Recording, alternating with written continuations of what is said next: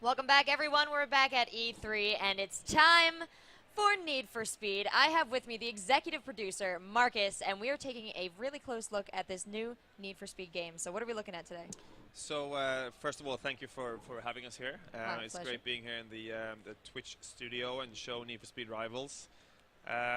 We are bringing a game which is very much about the ultimate rivalry between cops and racers, taking that very, very deep, having a very separate racing career to a cop career. They play differently, different cars, different tech, and different progression systems, really.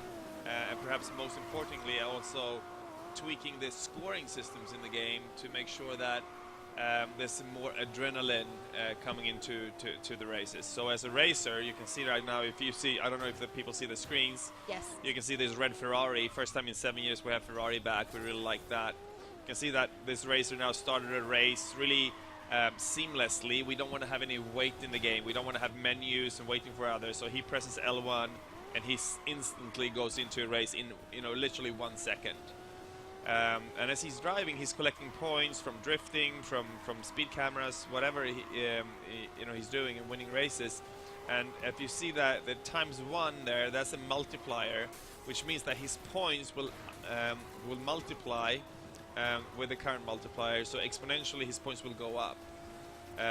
So the longer he stays out, the more risks he takes, the more points he's going to score. But also, he's going to get more heat from the cops by doing so.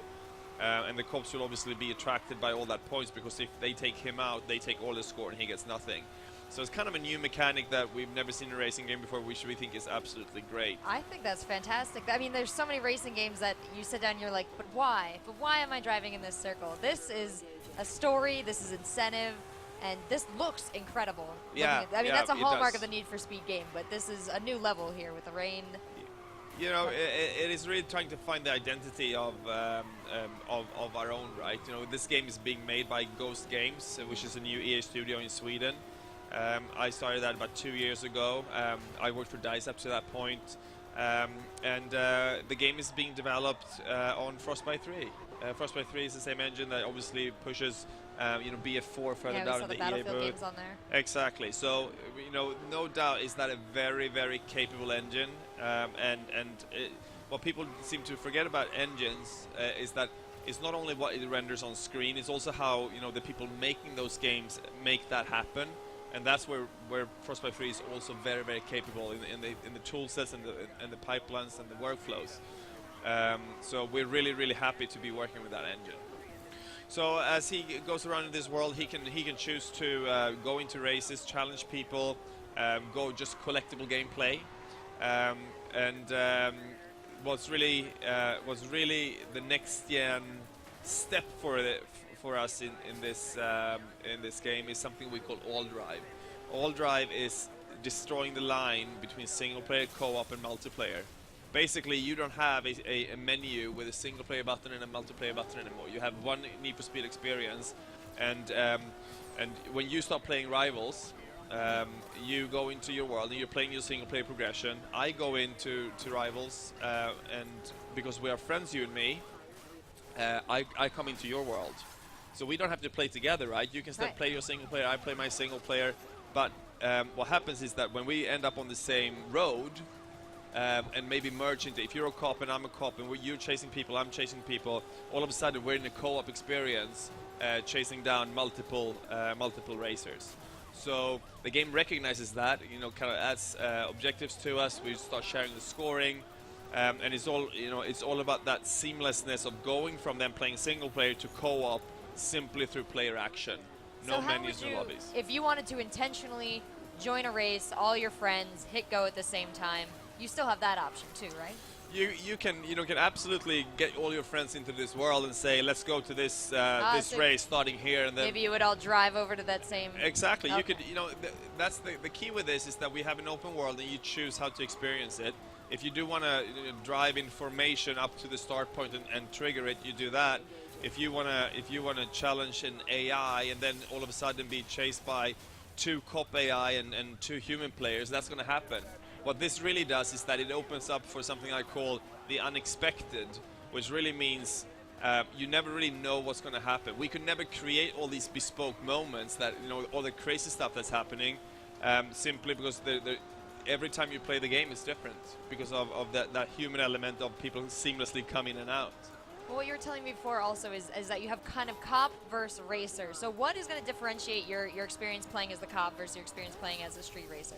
So the scoring system I was talking about is obviously a very big difference to how these guys play out. You as a racer, you know, you can see that you're always pushed to try to go away from the cops. You can see on the screen now that Ferrari is really battered by the Koenigsegg. Now he goes in and he kind of repaired his vehicle. But if they take him out, he has 14,655 points.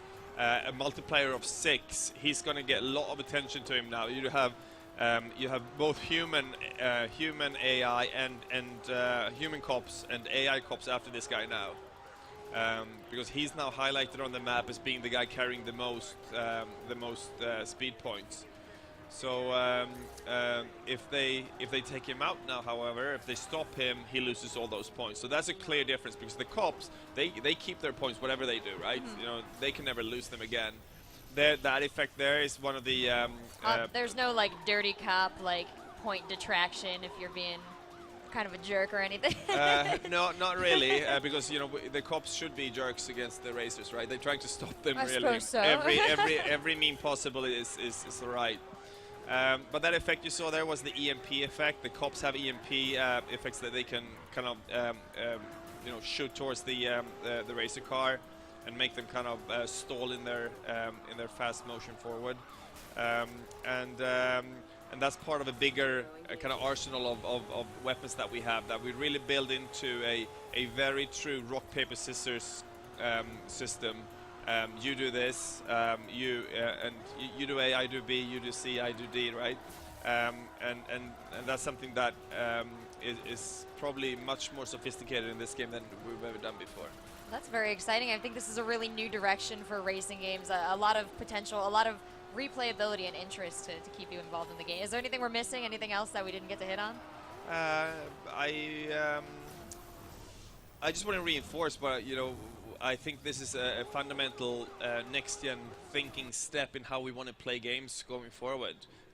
You know, you can absolutely play this game offline alone and have a very rewarding time playing with AI, but that layer of you know, your friends coming in seamlessly is just adding that layer of the unexpected. I think is making every game session a little bit more enjoyable. Absolutely. The social interaction is what people criticize games for taking out of our lives, and this is really a big step in bringing it back in and making it way more exciting as a result. So thank you so much. Really a beautiful game and very interesting concept. So please check it out, Need for Speed Rivals. And wait, before we get off real quick, there's a movie tie-in to this, right? It is indeed. I thought you were going to forget about that. No, because I was watching the movie preview. It looks super cool. So how is this involved in the game? So the interesting thing with the movie, right, is that Need for Speed has been wanting to come to the big screen for a long time, and now we're working with DreamWorks to make that happen. In the press conference I had on Monday, the EA press conference, we were presenting the game, and then obviously I introduced Aaron Paul, who stars at the you know, who's the star of the movie. Absolutely. Really cool to meet the Breaking Bad guy actually. And he showed up the Mustang car, the very kind of tailor-made Mustang car that they have in the movie, and that obviously is in the game. So as you play through this game, you can play that movie car, and there's also more movie tie-ins that we're really obviously not talking about now. But the really cool thing is that, you know, that new Ghost studio in Gothenburg is really talking to some really high-end Hollywood people about, you know, games and movies. That's really cool. It's definitely a next step, another next-gen thinking. So you guys, Need for Speed movie comes out 2014. It's That about is correct, yeah. And the game is obviously for current gen and PCs out on 19th of November, and next gen is a little bit later. Absolutely. We have a lot to look forward to. Thank you so much. Thank you. Thanks, Marcus. Thank you guys for watching. We'll be back soon with more games.